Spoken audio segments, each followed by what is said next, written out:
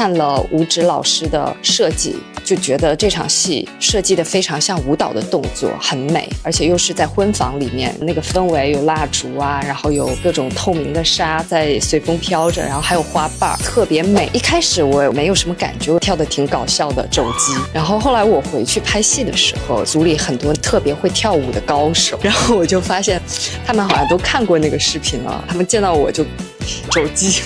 击，贴脸开大了一下。有点觉得当时那种比较青涩的状态，很符合小耳朵他那个年纪应该有的那种学生气，所以他跟我讲，在这个角色里面的时候，不用特意去克服青涩，他反而是需要保留一些这种学生气，一些青涩感。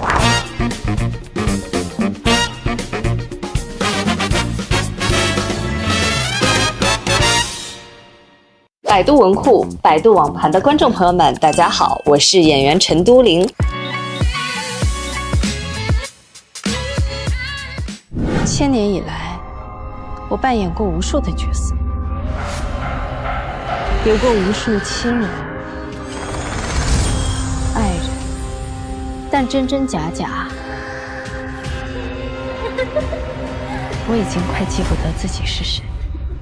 您在剧中是首次挑战狐妖类型的角色，您有没有在一些细节上做设计，比如说身段、眼神，或者是一些小巧思？因为我这次的角色勿忘言，它是一个千年九尾狐。对于勿忘言它本身的设定来说，它其实是在不同的人面前，它是有不同的面具的。眼神上面的话，基本上划分为两个装一点的状态和不装的时候的状态。要接近5时光啊，或者说是要装得像一个美妙女子的时候，她的眼神就是那种画着弧线的，带着钩子的那种，比如这扇子，然后她就是会低一下，把眼神回来之后再给出去。然后还有那种正常时候的状态，比如说战斗的时候，看这里就是看这里，盯住对手，这样打斗的时候非常的认真，抱着必胜的决心。然后在身段上面的话，因为她是狐狸嘛，她就会靠在一个什么肩靠上面，不会像人类女子那样子正正的很端庄的做，基本上都是能够斜着就斜着，靠着就靠着。那在动作设计上，你是通过学习狐狸这类动物的习性来寻找灵感，还是有其他的创作思路呢？其实就是在拍摄之前，导演他当时刚开始跟我讲这个故事的时候，他会带着一种画面感去说出来。可能在这个过程中，通过导演的描述，自己也会去想象一下，比如说勿忘言他不同状态时候的样子。然后在拍摄的时候，可能会根据每一场戏不同的情绪，还有每一场戏面对的不同人物去做一些细节上面的调整。勿忘言在剧中有很多打戏，打戏路透也很出圈。那在拍打戏过程中是不是很带感？有没有印象深刻的拍摄经历？比较让我印象深刻的打戏片段是第1集的时候，勿忘言和吴时光在屋顶上面打斗，然后从2人混战变成4人混战那个。因为当时看了吴植老师的设计，就觉得这场戏设计的非常像舞蹈的动作，很美，而且又是在婚房里面，那个氛围有蜡烛啊，然后有各种透明的纱在随风飘着，然后还有花瓣，特别美。当时就是武训的时候，针对一些比较需要柔韧性的动作做一些训练。因为看你的打戏其实觉得特别漂亮，动作很潇洒，但是从你的抖音上，包括你跳歌剧团的那种舞，就觉得好像跟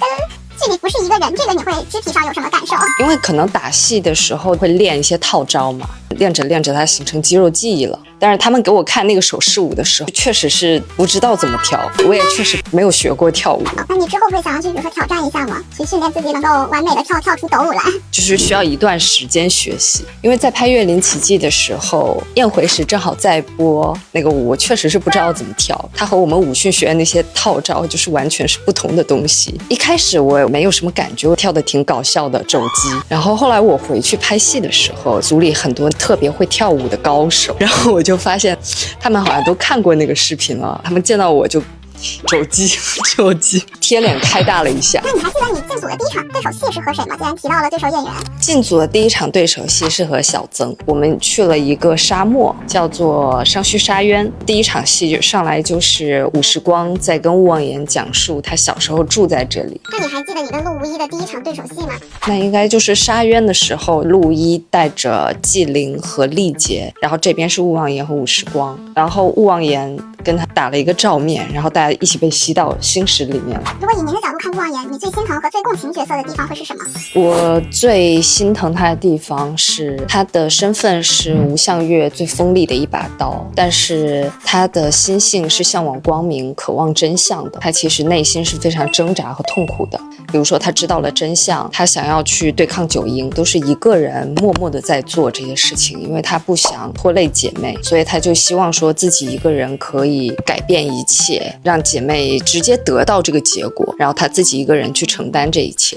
多说郭导的剧组是魔鬼训练营，你觉得在这3次的合作里有哪些变和不变？然后这次合作有没有让你印象深刻的事情发生？我觉得这3次合作都非常给我新鲜感的剧情，非常有新鲜感的角色。然后我觉得变是体现在剧情还有角色的身份上吧。每一次对我来说都是一个很新的挑战吧。觉得不变的是大家的创作氛围还是非常的严谨和认真。勿忘言和唐月晋宁的叶冰裳都是腹黑型美人，你觉得这2个角色你在演绎的时候是如何拿捏他们不同的质感的？勿忘言和叶冰裳一个是人，一个是妖。勿忘言的话，他出场就是一个强大的一个千年九尾狐，他是掌握一定背后的真相的，他的目的是为了脱离吴相月这个组织，他其实一直在主动的去抗争和改变。之前你在横店是客串了很多剧，被网友戏称是题海战术，这种表演的经历会给你带来哪些帮助和体验吗？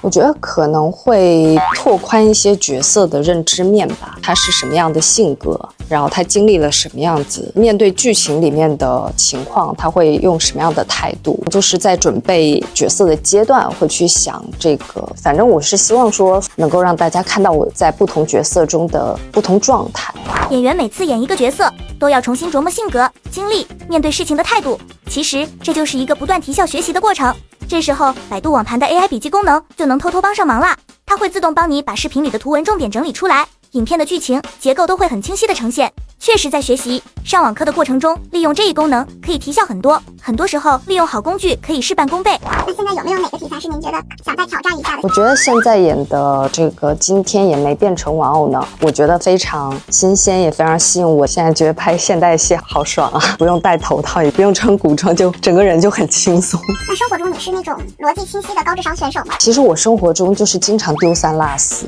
算低精力人吗？有次他们拍了一个花絮，低精力的人营业拍照是什么样的？开始拍照了，开始营业，镜头拿开之后，